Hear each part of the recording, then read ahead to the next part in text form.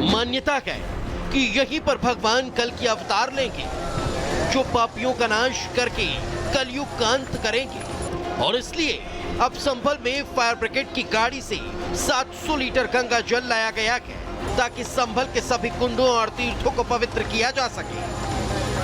संगल से यहाँ पे जल पहुँचाया है, बहुत अच्छा लगा है। योगी जी ने हमारे बहुत अच्छा इंतजाम किया है, उनके लिए हम लाख लाख धन्यवाद। हमारे पास उनके लिए कहने के लिए शब्द नहीं है। हाँ, बहुत अच्छा लग रहा है। यहाँ पे जो नहीं जा पाया वो अगर इस चीज का फायदा उठा पा रहा है तो बहुत अच्छी बात है। ऐसा लग रहा है कि मतलब कहने के लिए शब्द नहीं है। ये बड़ा ऐतिहासिक जो हुआ है, प्रयागराज से जो संगम का जल 68 तीर्थ और 29 कूप की नगरी तीर्थराज संगम जो नगरी संभल है उसमें जल आया। ये बड़ा ऐतिहासिक फैसला सरकार का। इससे संभल के हिंदू जो बड़े गदगद हैं, बहुत खुश हैं। गंगा जल पहुंचा है तो लोगों में उत्साह है। जो लोग महाकुंभ पहुंचकर आस्था की डुबकी नहीं लगा पाए, उनके पास अच्छा मौका है कि वो इस कुंड में स्नान करके महाकुंभ जैसा लाभ प्राप्त कर सकते हैं। यहाँ पर बहुत सारे लोग ऐसे आते थे जो वृद्ध थे, वो चाहते थे कि वो जाएं महाकुंभ में और वहाँ उसका लाभ प्राप्त करें, लेकिन वो इतने वृद्ध थे कि उनको भेजने के लिए उनके परिवार वालों से जब बात की गई तो उन्होंने कहा कि बहुत अशक्त हैं, अगर इनको यहीं जल प्राप्त हो जाए तो ज़्यादा अच्छा रहेगा। तो मुझे लग रहा है कि इसका संज्ञान लिया गया शासन के द्वारा। जिस संभल में 24 नवंबर को हिंसा हुई थी, उस संभल में अब सनातनी गूंज सुनाई दे रही है। सनातनी खुश हैं इस बात से कि संभल में सनातन का सूर्योदय हो रहा है। Bureau report, Republic Bharat.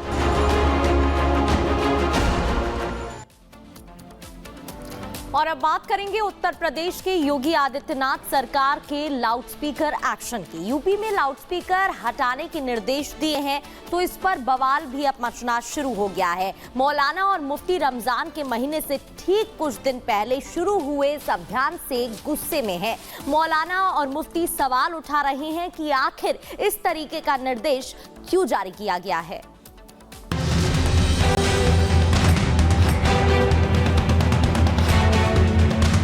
Uttar Pradesh के मुख्यमंत्री योगी आदित्यनाथ कहते हैं कि धार्मिक स्थल से बाहर लाउड स्पीकर की आवाज न आए, तो कुछ लोगों को सीएम योगी आदित्यनाथ का ये आदेश रास नहीं आ रहा है।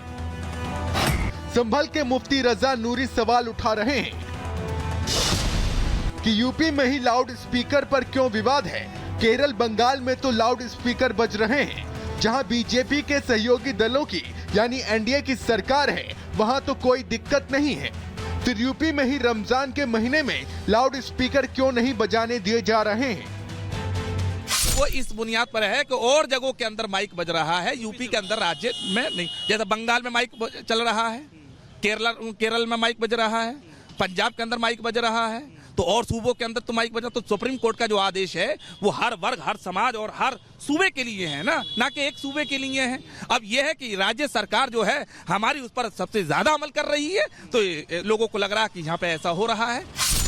संभल के मुफ्ती ने ये सवाल तब उठाए हैं जब पिछले दिनों संभल एसपी ने खुद ये कहा था कि हमारे 12 महीने एक समान हैं और गाइडलाइन सभी दिनों के लिए हैं, केवल रमजान के लिए नहीं। चाहे रमज़ान का महीना हो, चाहे कोई भी अन्य महीना हो, शासन की गाइडलाइन है वो सभी 12 महीनों के लिए होती है, किसी पर्टिकुलर महीने के लिए नहीं होती है। स्पेसिफिक अलर्ट इसके बारे में ज़रूर शासन द्वारा समय समय दिया जाता है, लेकिन लाउड स्पीकर के जो गाइडलाइन है वो सभी के लिए समान है और मैं उम्मीद करता हूँ कि सभी इसको फॉलो करेंगे। लाउड स्पीकर पर पुलिस कार्रवाई कर रही है तो कुछ लोग इसे रमजान से जोड़कर देख रहे हैं, जबकि रमजान शुरू होने से पहले ही सीएम योगी आदित्यनाथ ने निर्देश दिए थे कि मंदिर हो चाहे मस्जिद, लाउड स्पीकर तय मानक पर ही बजे और लाउड स्पीकर की आवाज उस धार्मिक स्थल से बाहर ना जाए। लेकिन तुष्टीकरण की राजनीति देखिए कि कुछ लोग इस आदेश को भी हिंदू मुसलमान के चश्मे से देख रहे हैं। Bureau report, Republic Bharat. और खबर जैसलमेर से है, जहां पर जैसलमेर में दर्दनाक हादसा हुआ है। जोधपुर के जैसलमेर में हादसे की खबर निकल के सामने आ रही है, जहां पे स्कॉर्पियो की टक्कर के बाद लग्जरी कार 20 फीट हवा में उछलती हुई दिखाई दे रही है। और यही वजह कि बड़ा जो हादसा हुआ है, तस्वीर दिखा रहे हैं आपको, जहां पे सड़क किनारे जाकर के जो स्कॉर्पियो है वो गिर जाती है। तो देखिए बड़ा हादसा होता है, जहां पे पूरी की पूरी जो घटना है वो सीसीटीवी में कैद हो जाती है। हाईवे पे दर्दनाक हादसा होता है। स्कॉर्पियो की टक्कर होती है कार के साथ और जो लग्जरी कार है वो हवा में 20 फीट तक उछलती हुई दिखाई देती है। दर्दनाक हादसा जैसलमेर जोधपुर हाईवे पर।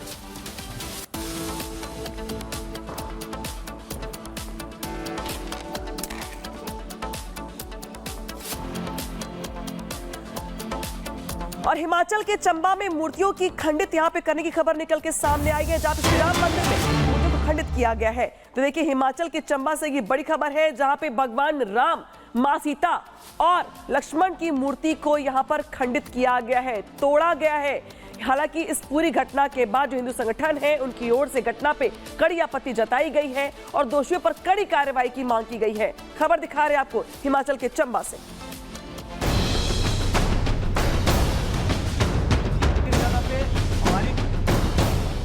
हिमाचल प्रदेश के चंबा जिले में कुछ कट्टरपंथियों ने मंदिर में तोड़फोड़ कर तनाव पैदा कर दिया।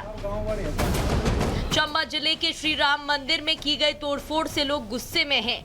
मांग कर रहे हैं कि जिसने भी मूर्तियों को खंडित किया है उसे कड़ी से कड़ी सजा मिले।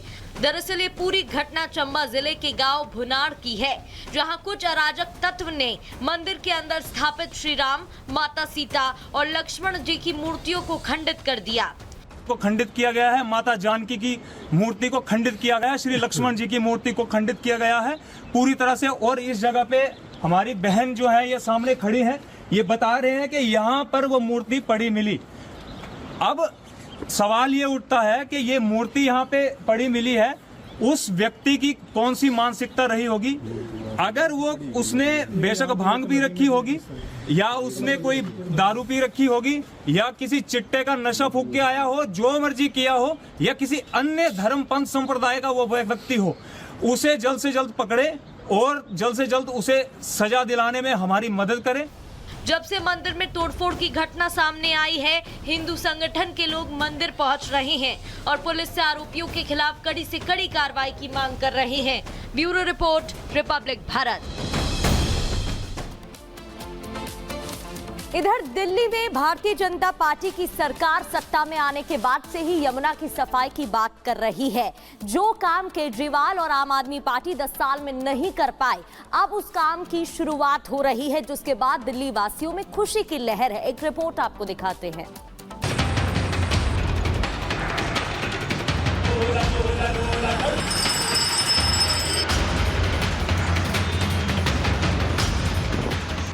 दिल्ली की बीजेपी सरकार यमुना नदी के कायाकल्प की तैयारी में है और इसके लिए बहुत जल्द यमुना में क्रूज भी चलाया जाएगा। जी हां, सही सुना आपने। दिल्ली सरकार ने यमुना की साफ सफाई के साथ टूरिज्म को बढ़ावा देने का प्लान भी बनाया है।